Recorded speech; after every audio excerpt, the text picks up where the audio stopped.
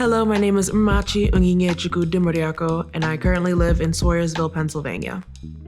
So my parents are originally from Nigeria, Imo State, Nigeria. They moved out here in 1996, and I was born in the Bronx, New York, April 1st, 98.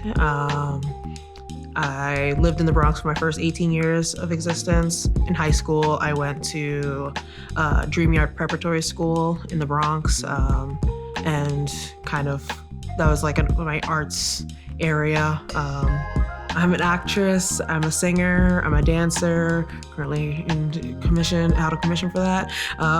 Director, I am a hairstylist, wig maker, jewelry designer, and also photographer.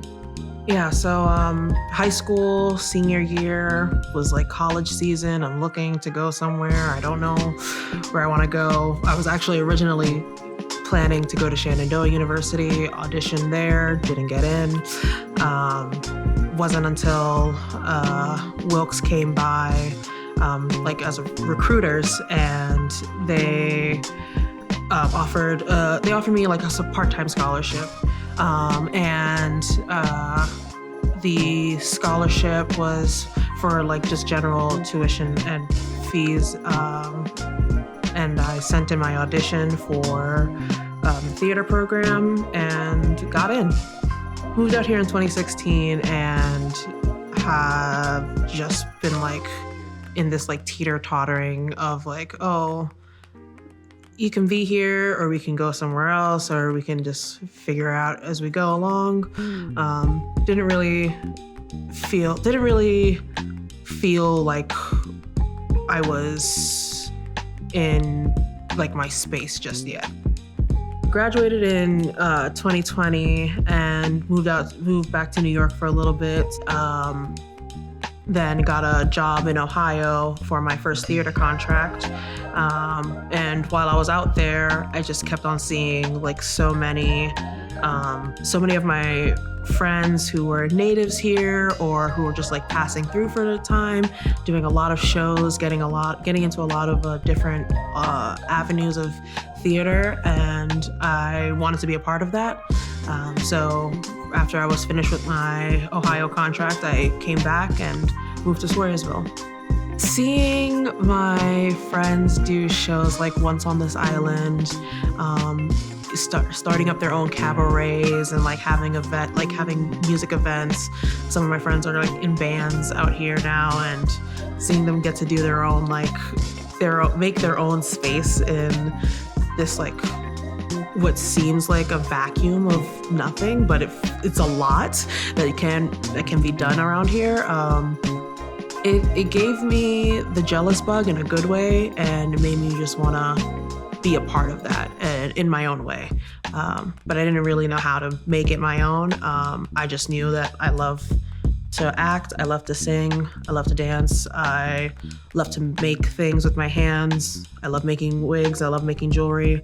It kind of feels surreal, like in comparison, New York is this huge cultural melting pot where everybody has their thing, and you can like, it's easy to make spaces if you know the right people. Whereas out here, you just need to have the want and the energy to do it. Starting my business was just this random idea, a little quip in my head while I was in beauty school. Like, okay, how do I make money while I'm in beauty school? Because you can't do hair for money while you're in beauty school. You can't, but you can make wigs, you can make press-on nails, you can do like little things that are outside of the scope of actually doing hair on somebody's head that will still get you into the spaces that you want to be in.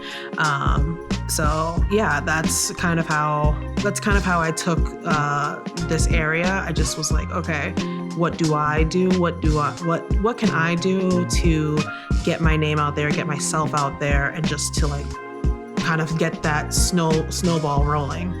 I would say that beauty school kind of taught me a little bit more to like get my name out there, to get myself through that door, through theater, without without that, I feel that I would have just like continued the acting path. And while I love acting, it's sometimes after a while you just get like stuck in the same actor energy, same theater, same character type.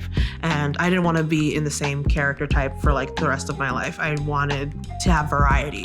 My first hair design role, I was choreographing a show at Kiss Theater, and they had asked me to come back for their Beauty and the Beast production, and I got to do the hair for all of the little ballerina girls, and there was another hairstylist with me, and we were all just getting everything done for the shows. I also worked on hair. I worked on hair a lot with Kiss Theater. I also did Tarzan. That show was very interesting because I had to have one of my kids I had to rat their hair like a lot in these matted dreads, and she hated it. But it looked so good. And then like making the wig for the adult Tarzan was like a whole nother thing, and it looked so nasty and so ratted, but it looked so real as well. Like seeing that on stage was like super cool because it was like, oh, this is the very first time that like my work, like it's not on my head, it's not on my own body, it's on somebody else's, and like it's being showcased to the entire world. It was such a surreal third person out of body experience that I'm just like, I feel like I'm constantly chasing for, because there's literally nothing like that feeling.